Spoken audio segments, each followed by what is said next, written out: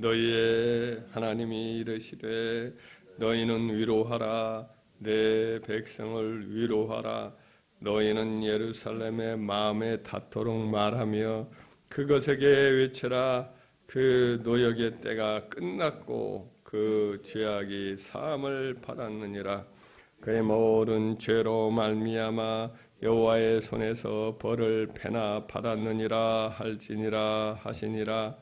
외치는 자의 소리여 이르되 너희는 광야에서 여호와의 길을 예비하라.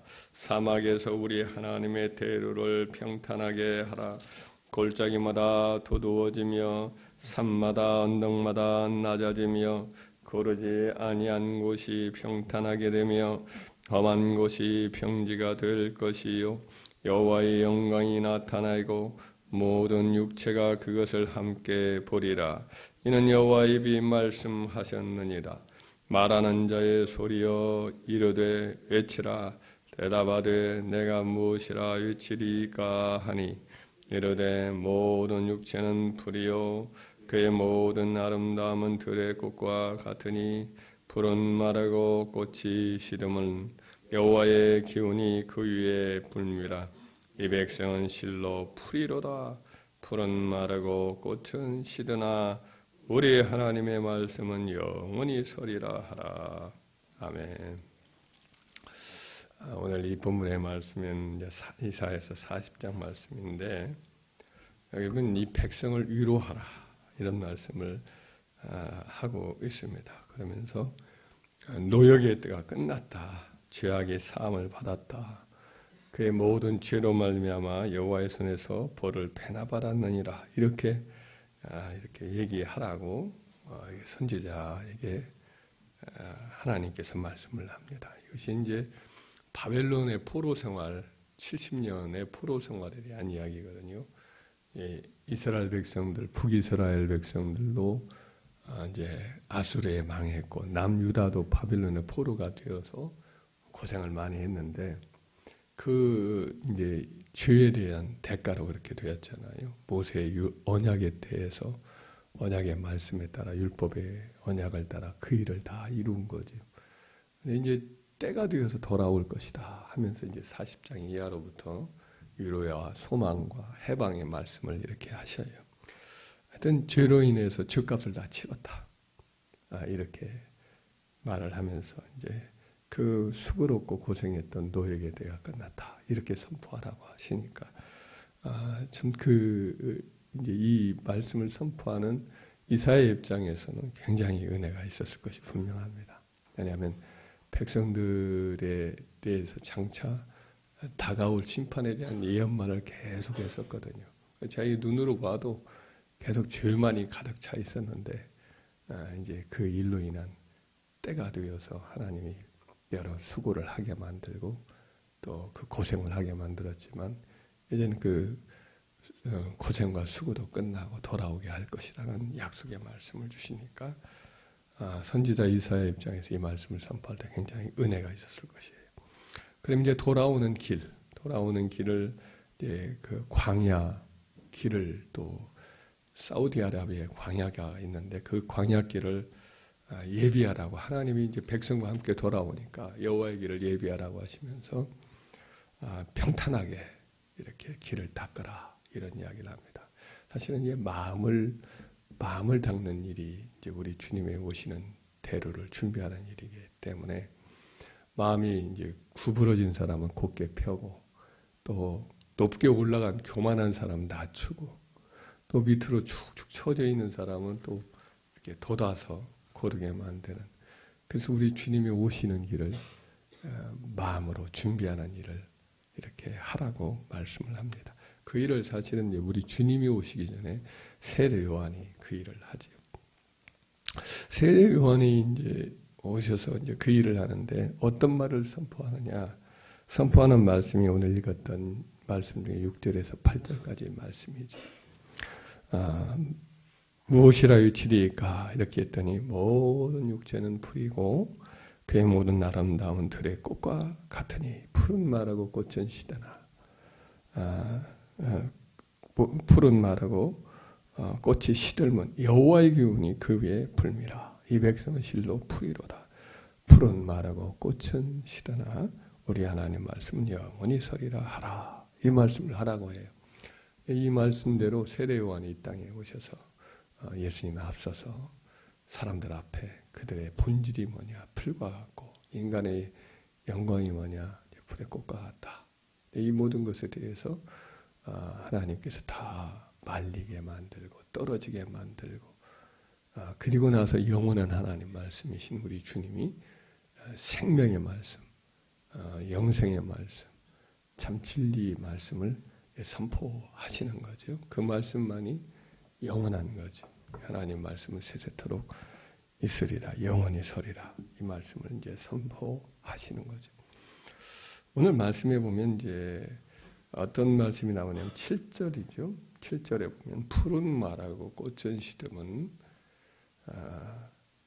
여호와의 기운이 그 위에 불미라. 이 백성은 실로 풀이로다. 이 말씀이 나오는데 여호와 기운이란 말이 나와요. 기운이란 말을 원어로 보면은 푸뉴마, 히브리 말로는 루아어죠. 루아란 말은 원래 바람이란 뜻도 있지만 이 성령이라는 말도 있어요. 그래서 이 부분은 성령으로 이해해도 괜찮아요. 이게 원래 본질적인 말은 성령이에요. 이제 팔레스타인 지역은 바람이 부는데 바람이 두 종류가 있습니다.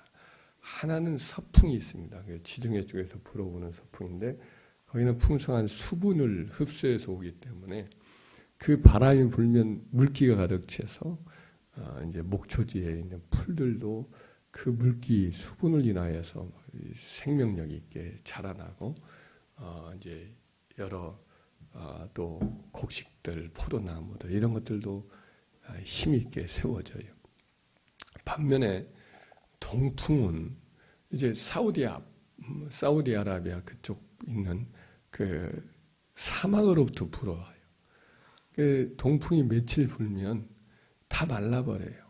그러니까 뭐 생기 있게 있었던 여러 가지 그 포도나무 이파리도 다 말라버리고 들풀도 다 고실라지고 그 꽃도 다 떨어져 버리는 거예요. 이 두 개가 있어요. 팔레스타인 지역에 부는 바람은 두 가지의 모습이 하나는 서풍으로 늘 생명력을 갖다 주고 또 하나는 동풍으로서 다 떨어지게 만들고 말라버리고 일종의 모든 어떤 아름다움을 다 그치게 만드는 말리는 사역을 하는 동풍이 있습니다. 성령도 그렇다는 거죠. 성령도. 우리가 알고 있는 바 성령은 늘 이렇게 힘을 주고 생수의 강을 우리 마음에 넘치게 만들고 영성을 이렇게 만들고 모든 만물들을 소성케 하는 사역도 있지만 성령의 또 하나의 사역이 동풍 사역이 있는 거예요. 인간의 영광을 다 말리는 거예요. 풀은 마르고 꽃은 시드면 여호와의 기운이 그 위에 붑니다. 인간의 아름다움, 인간의 생명, 인간의 어떤 지혜, 인간의 교만 같은 것들을 다 꺾어버리는 거예요. 그렇게 꺾어야만이 세세토록 있는 하나님 말씀을 붙들거든요. 이것이 이제 세례 요한이 하셨던 사역이기도 해요. 세례 요한이 오셔서 회개하라, 천국이 가까웠느니라 하면서 사람들 심령 속에 막 그냥 온갖 죄들을 질타하면서 사람들을 꺾어 놨잖아요. 그 사람들이 다 군인도 주님 그 세례 요한 앞에 엎드려서 어떻게 하면 좋으냐. 또 심지어 제사장 바리새인들조차도 그 앞에 달려 나와서 세례를 받고 이렇게 하나님 앞에 다시금 돌아오는 새로운 결단을 하잖아요. 그렇게 한 다음에 예수님이 오셨어요. 예수님 오셔서 사역하니까 그때 예수님의 말씀을 받아들이고 구원의 길로 돌아오는 경우가 많이 있었던 것이 사실입니다. 그 인생은 하나님의 은혜를 받기 전에 먼저 우리 자신의 의로움의 아성이 무너져야 하죠. 영원히 쇠하지 않는 하늘의 영광을 얻기 전에 먼저 잠깐 빛나는 것 같은 인간의 그 허망한 욕심, 탐욕, 교만의 바벨탑이 무너져야 하는 거죠. 그런 세상적인 것이 참 헛되고 초라한 것임을 깨달아야 해요. 근데 이런 깨달음은 쉽게 스스로 깨닫는 사람은 아무도 없습니다. 성령의 말리시는 사역이 있어야 돼요. 성령의 바람이 그 사람을 말하자면 깨뜨려서 연약하고 할 수 없고, 그리고 사람이 추구하는 영광이 헛되고 무익하고, 아무리 인간이 힘으로 뭔가를 얻으려고 하지만 실패하고 무너질 수밖에 없다. 이걸 깨닫게 해줘야 비로소 세세토록 있는 하나님의 말씀을 붙들고 또 하나님의 영광을 추구하게 되는 거죠. 그래서 하나님은 그런 일들을 성령을 통해서 하신 다음에 이렇게 쓰시곤 해요. 모세도 마찬가지잖아요. 애굽의 궁중에 계속 잘 나가면 뭔 일을 하겠어요. 그 상태를 유지하면서 이스라엘 백성을 이제 구원하려고 맨 처음에 하지요. 자기 애굽의 궁중에 그 왕자의 자리에서 이스라엘 백성을 도우면 더 잘 되리라 했지만 그게 아닌 것을 깨달아야 되거든요. 철저하게 하나님을 의뢰해야만이 이스라엘 백성을 건지기 때문에 그로 하여금 쫓기는 신세가 되고 미디안 광야에 가서 40년 동안 마치 전어 저지로 푹푹 썩어서 아무것도 남지 않고 뼈도 다 녹아버리듯이 그렇게 그 굴에서 성령에 사로잡혀서 40년 동안 훈련받아서 이제는 자기는 아무것도 할 수 없노라고 그렇게 고백하면서 결국 하나님에 의해서 지팡이 하나만 가지고 백성을 건지려고 가는, 인간적으로는 아무것도 할 수 없는 80세가 되어서 글을 쓰신 거죠. 다윗도 이스라엘 왕위에 오르기 전에 성령께서 그를 여러 모양으로 다루시고, 또 왕이 된 다음에도 마찬가지로 아직도 많이 꺾어질 것이 있었기 때문에 성령께서 계속 그를 낮추셔요. 죄로 인하여서 범죄한 다음에 그로 인해서 하나님이 그를 계속 낮추시잖아요.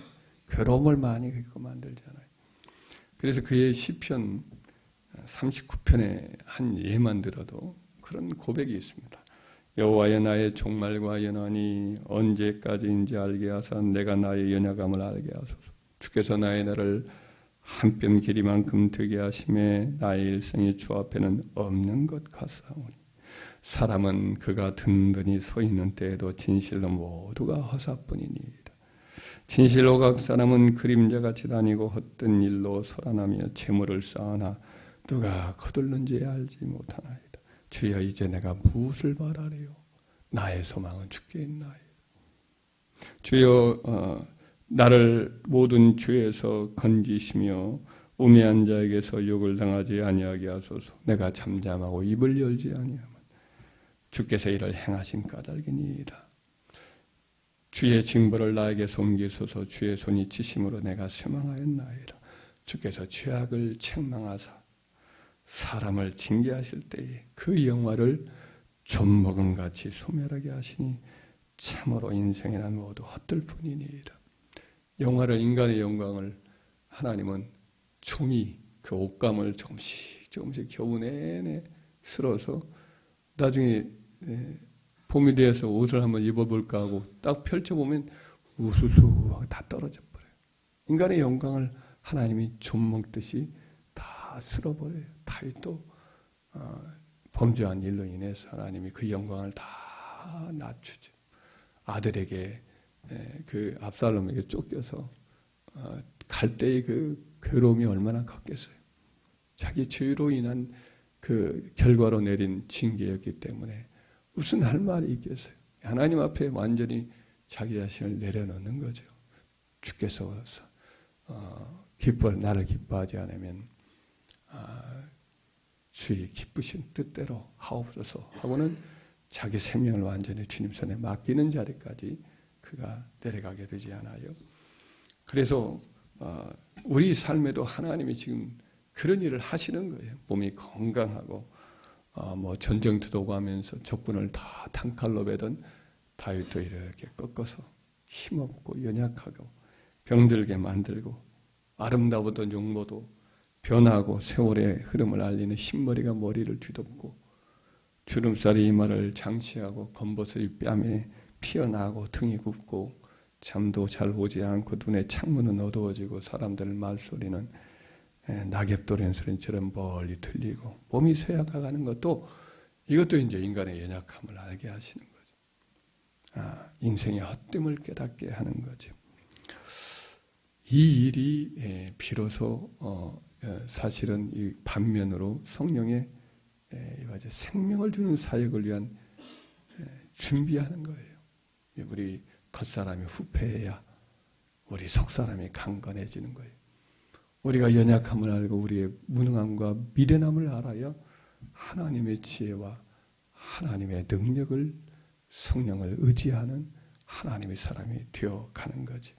이 땅의 것에 대한 소망을 내려놓아야 영원한 하늘나라의 소망을 비로소 진정으로 원하게 되는 거지.